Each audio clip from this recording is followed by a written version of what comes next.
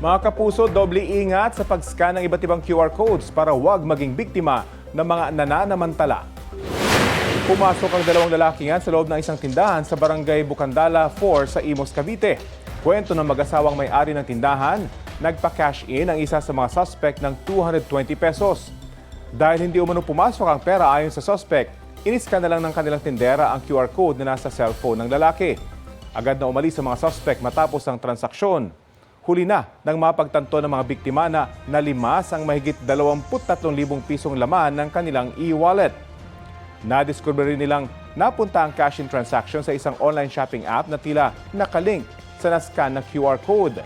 Nai-report na ng mga biktima ang insidente sa pamunuan ng online shopping app sa Bangko Sentral ng Pilipinas at sa National Bureau of Investigation.